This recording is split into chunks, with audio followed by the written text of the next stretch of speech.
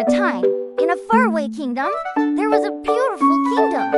In this kingdom, there lived a kind-hearted king and a queen whose beauty was renowned.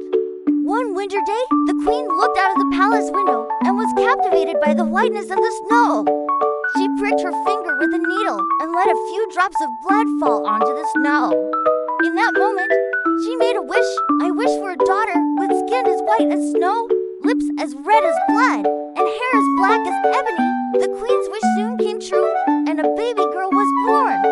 The baby had skin as white as snow, lips as red as blood, and hair as black as ebony, just as the queen had desired. They named her Snow White. Sadly, shortly after Snow White's birth, the kind-hearted queen passed away. The king, grieving for many years, eventually remarried. However, the new queen was a wicked woman who envied Snow White's beauty and kindness. The wicked queen possessed a magical mirror and would ask it every day, "Mirror, mirror on the wall, who is the fairest one of all?" The mirror always replied, "You, my queen, are the fairest of them all." But as Snow White grew up and became more beautiful, the mirror one day answered, "Snow White is the fairest of them all." This answer angered and filled the queen with jealousy. The queen ordered a huntsman to take Snow White into the forest and kill her. However, when the huntsman saw Snow White's innocence and beauty, he couldn't bring himself to harm her.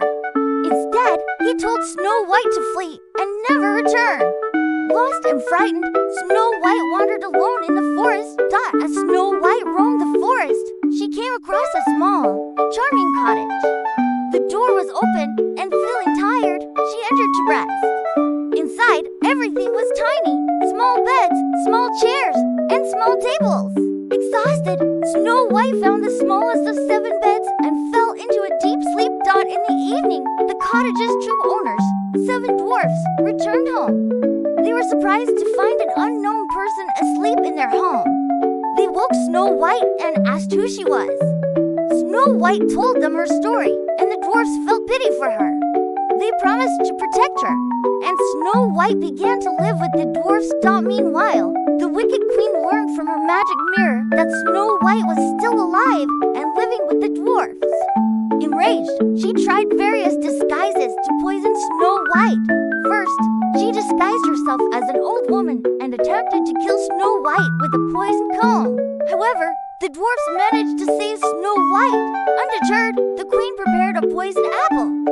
Once again disguised as an old woman, she visited Snow White and managed to convince her to eat the apple.